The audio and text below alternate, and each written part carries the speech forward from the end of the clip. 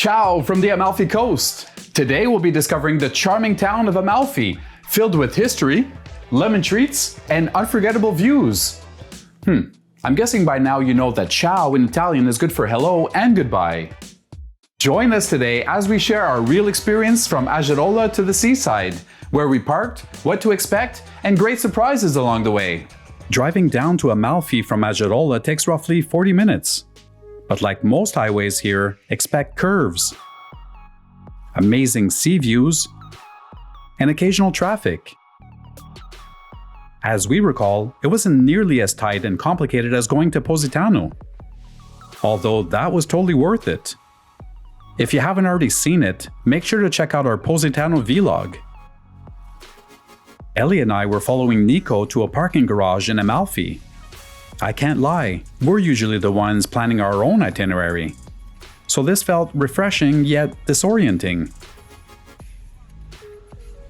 The main options when you arrive in Amalfi are Luna Rossa, Il Porto, and Gorga parking, which we heard is good for limited traffic zone access.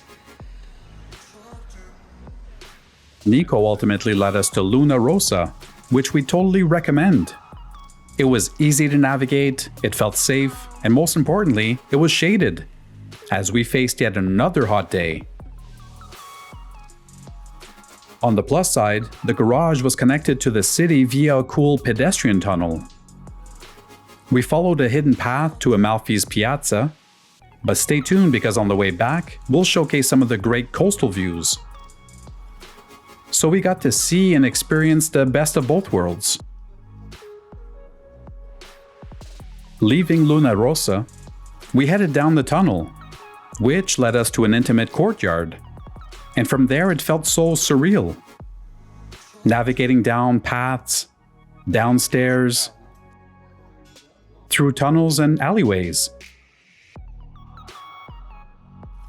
We thought we were on the wrong path, but suddenly Amalfi revealed itself in the most authentic way.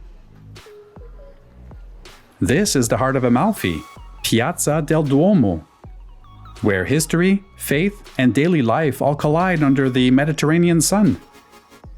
The showstopper is, of course, the Cathedral of St. Andrew, or Duomo di Sant'Andrea. Built over 1,000 years ago, this church has been expanded and restored through the centuries, blending Arab Norman, Gothic, Renaissance, and Baroque styles. And that's exactly what captured our attention.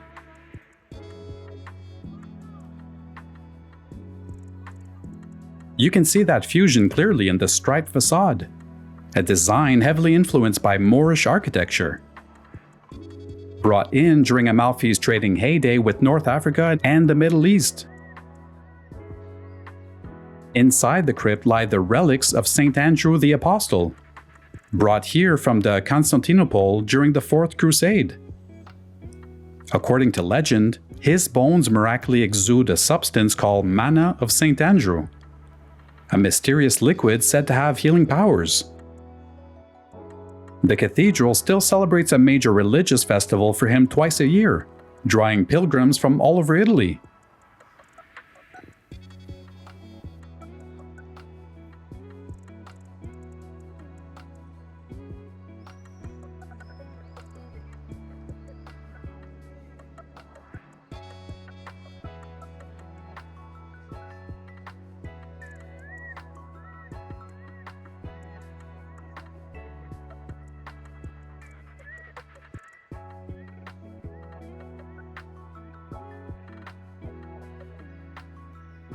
Right on Piazza del Duomo and next to the cathedral is a local institution.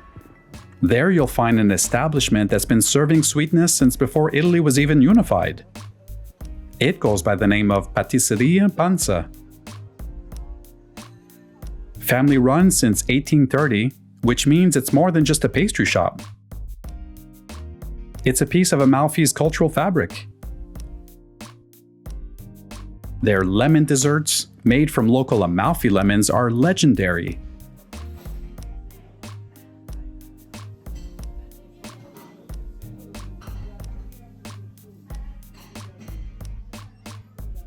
I think Sida can vouch for that.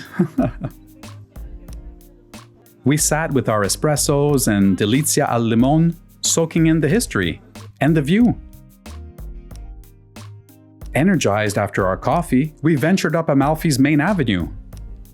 At the Piazza, the road was quite large, but it shrunk as we made our way deeper. Lined with stores on both sides of the road,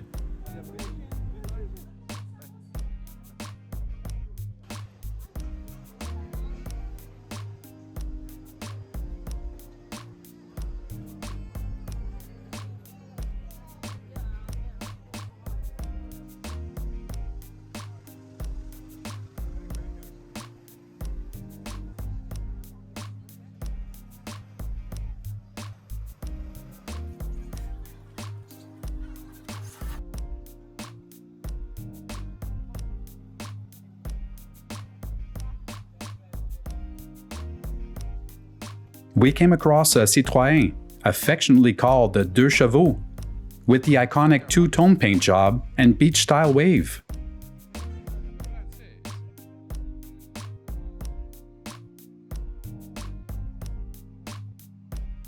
We also came across many signs like this across southern Italy, especially in the Amalfi Coast, Calabria, and Sicily. Nico said it signified good luck, so we bought a fridge magnet later in our trip. Further up, we stumbled upon a delightful surprise, a miniature village display, tucked into the rock face. This presepe captures the essence of Amalfi's daily life, with tiny houses, bustling figures, and even a nativity scene, all meticulously crafted. It's a testament to the local artisans' dedication to preserving and celebrating their cultural heritage. Discovering this hidden gem added a touch of magic to our journey, reminding us of the richness and traditions that thrive in every corner of Amalfi.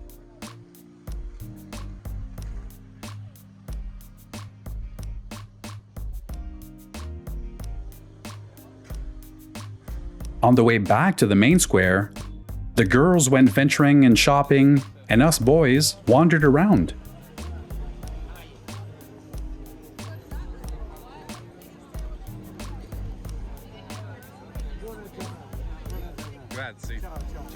Feeling a little peckish, we stopped at a pizzeria to see what they had. We didn't feel like sandwiches or pizza, but then something caught my eye. On a top shelf, they had these golden fried nuggets.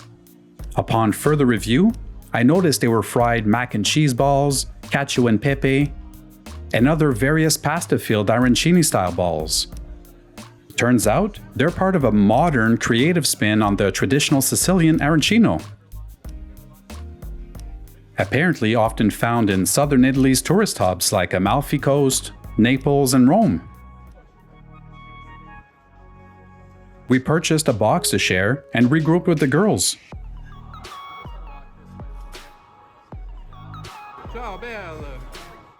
And all enjoyed the delicious snacks.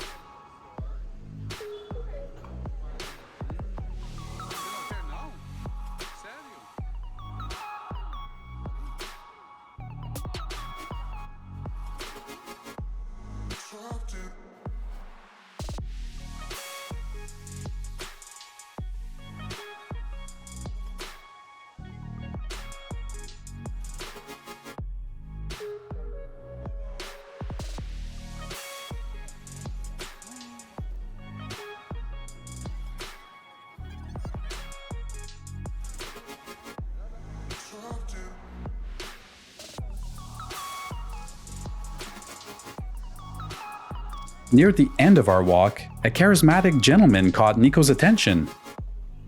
He spoke to him in Italian, saying that he was a local actor, and handed him various newspaper clippings and images from his notebook.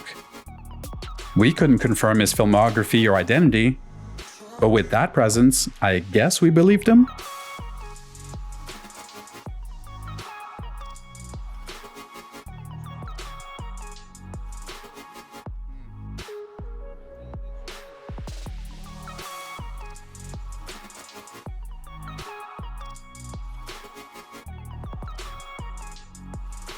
The fun part about touring in Italy is that you can snack your way from one joint to another. And you can't come to Amalfi without trying the lemon gelato. In Amalfi, Savoia is the spot. This place has been scooping tradition since 1936. They had so many flavors to choose from, and I'm sure I would have enjoyed any of them. But with this kind of heat, my go-to is the lemon flavor. We each got gelato and took it to the Porta della Marina and found the perfect bench. This was once the town's fortified gateway from the sea, and now it's a quiet place to rest and people watch. And some clearly needed to press the reset button more than others. Feeling satisfied with our discovery of Amalfi, we started making our way back to the parking garage.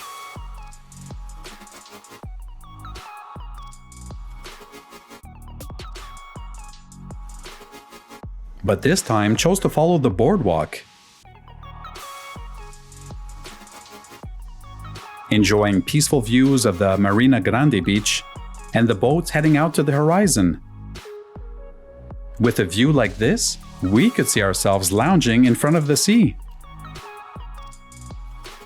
Like most beaches along the Amalfi Coast, Marina Grande is mostly private. If you want one of these comfy chairs and umbrellas, be ready to pay around 30 euros. There's a small section that's free, but it fills up fast, so plan ahead.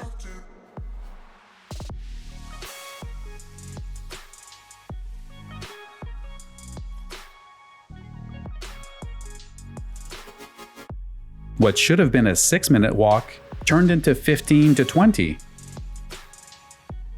As we zigzagged across Amalfi Drive, we navigated through traffic and other tourists.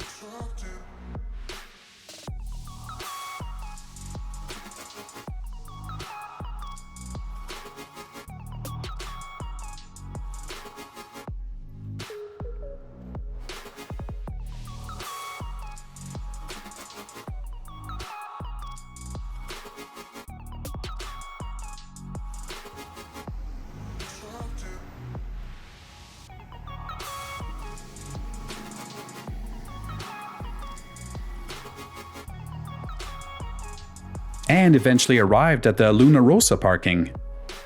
Next up, Ravello. But it looks like we're out of time for today.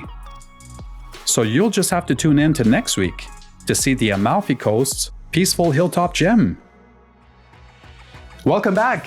We hope you enjoyed that walk through Amalfi with us. Next up, we're headed higher up the hill to discover the elegance and gardens of Ravello. Be sure to subscribe and hit that notification bell so you won't miss that adventure. If you enjoyed this video, we appreciate the recognition. Also, feel free to let us know about your favorite memory of Italy. Catch you in the next vlog. Ciao for now.